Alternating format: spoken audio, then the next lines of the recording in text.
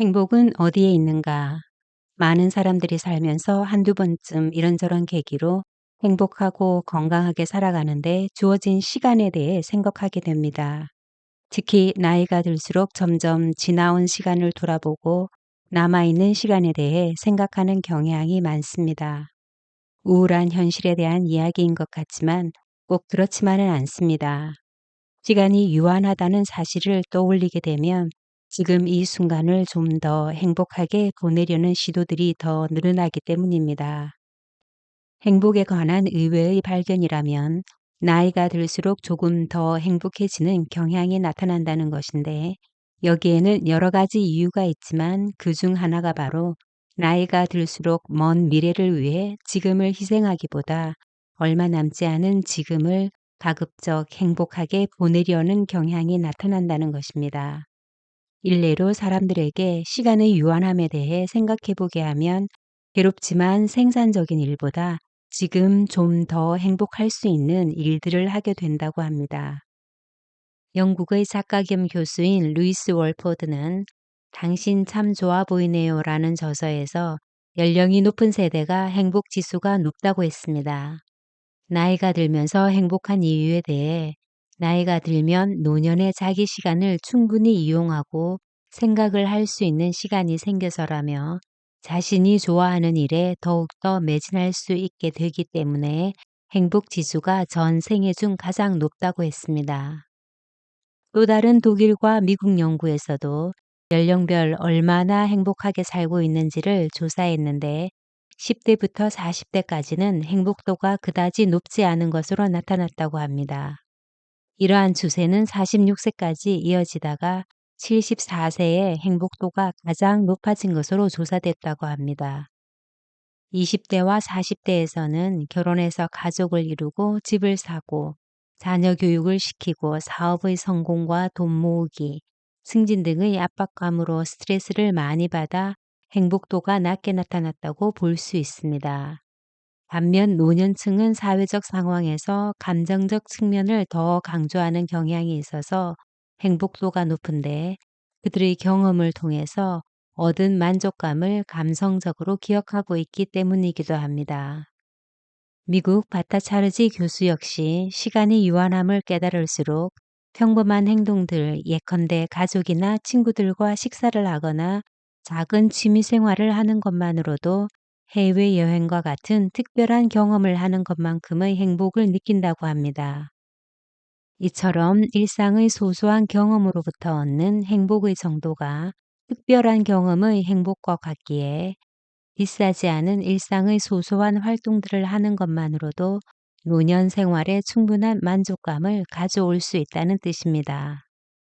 결국 나이가 든 사람들의 행복은 소소한 기쁨이나 평온함과 더 큰 관련을 가지며, 시간이 유한함을 깨달을수록 지금 이 순간과 작은 일상들에 충실하게 되고 그로 인해 소소한 기쁨들을 더 잘 거두게 된다는 것으로 해석되어집니다. 살다 보면 힘든 일투성입니다.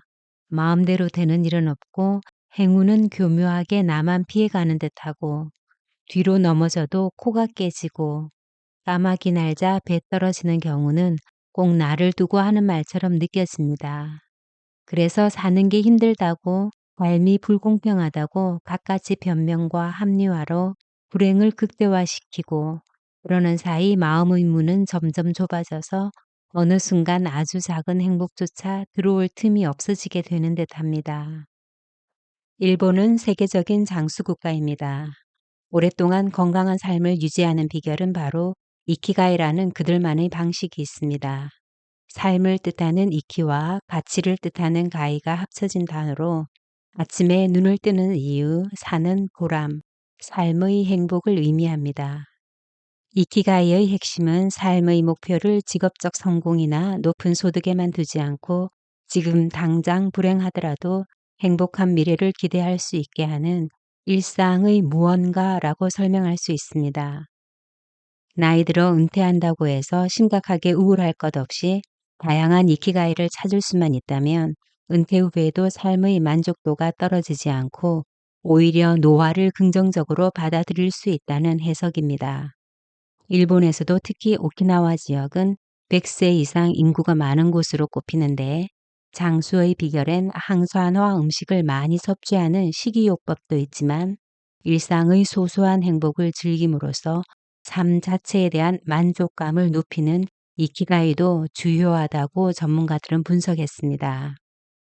오키나와의 노인들은 자신이 축복받았으며 이곳의 노인들은 바쁘다라는 말을 들을 정도로 규칙적인 생활 습관과 더불어 바쁘게 살기 위해 날마다 다른 일정을 만든다고 합니다. 블루존이라는 책을 쓴 댄 부에트너는 나만의 가치, 내가 하기 좋아하는 일, 내가 잘하는 일의 리스트를 작성하면 자신의 이키가이를 찾을 수 있다고 전하였습니다. 과연 나의 이키가이는 무엇인지 되물어봅니다. 나이가 들수록 소소한 일들이 눈에 들어오기 시작합니다. 비록 하나하나는 작은 일이지만 하루를 두고 보면 그 작은 일들이 90% 이상을 차지합니다.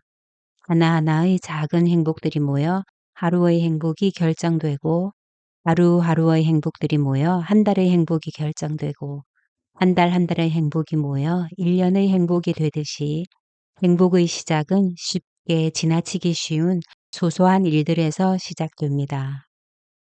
우리 주위에 가득 차 있는 소소한 일들에서 행복을 찾을 수 있다면 적은 노력으로 행복해질 기회는 훨씬 더 커지게 될 것입니다. 식사 시간, 운동 시간, 거리에서 만나는 사람들 속에서 자연을 보면서 지인과 함께 식사하면서 아이들과 전화 통화를 하면서 이러한 소소한 일들에서 행복을 찾을 수 있다면 우리는 매일매일 행복해질 수 있을 것입니다. 행복은 만드는 것이 아니라 찾아내는 것입니다. 작은 일에 더 집중하고 주의를 기울인다면 더 많은 행복들을 쉽게 찾아낼 수 있을 것입니다. 또한 우리 주위엔 우리가 소소하다고 느끼는 일상이 누군가에는 간절히 바라는 꿈이 될 수 있다는 것 역시 잊지 말아야 합니다. 우울증에 시달리는 사람들, 자식이 희귀병에 걸린 부모, 이혼과 가족 분열의 아픔을 겪는 사람들, 온갖 병들, 각종 사고, 불우한 환경 속 방치된 사람들, 평범한 일상을 누리지 못하는 사람들이 너무나 많습니다. 다른 사람과 비교해서 우월적 행복을 누리라는 뜻은 절대 아니지만 그냥 지금 가진 것들을 소소하다고 치부하지 말고 대단하다고 여기고 감사함을 느껴보는 하루였으면 합니다. 한 아름다운 가수가 있었습니다. 제인 마르크 제프스키, 예명은 나이트버드입니다. 미국 오디션 프로그램인 아메리칸 갓 탤런트에 출연해 It's OK라는 제목의 자작곡을 불렀는데 첫 암 진단을 받고 또 며칠 후 남편이 자신을 떠나자 모든 상황에 대한 솔직한 감정을 담았던 곡으로 그녀의 노래는 미국인들의 마음을 사로잡았고 수백만 건의 조회수를 기록했었습니다. 그녀가 오디션 프로그램에 나왔을 때 가장 인상 깊었던 것은 반복해서 It's okay, It's alright, 괜찮아, 다 괜찮아 라고 다독여주는 노래를 부를 때의 환한 미소를 띤 얼굴이었습니다. 그녀는 폐와 척추, 간에 전이된 암으로 생존 확률 2%의 환자였으나 그녀를 향해 탄식을 터뜨리는 사람들을 향해 오히려 웃으며 말했습니다. 지금 저는 생존 확률 2%입니다. 그런데 2%는 0%가 아닙니다. 2%는 무엇인가 있다는 것입니다. 2%는 대단한 것입니다. 저는 사람들이 이것이 얼마나 놀라운 것인지 알았으면 좋겠어요. 인생이 쉬워질 때까지 기다릴 수 없습니다. 내가 먼저 행복해지기로 결심해야 합니다. 저에게 일어나는 모든 나쁜 일보다 제가 훨씬 더 소중하다는 것을 모든 사람이 아는 것이 중요합니다. 제이는 목전에 들이닥친 죽음에 굴복하지 않고 행복해지기 위해 오디션에 도전했고 하루하루 순간순간의 행복을 찾아 살았습니다. 하지만 그녀는 2%의 기적을 이루지 못하고 지난해 초 31살의 이른 나이에 세상을 떠났습니다. 그녀가 우리에게 남긴 것은 삶을 대하는 태도는 스스로 행복해지라는 주문이었습니다.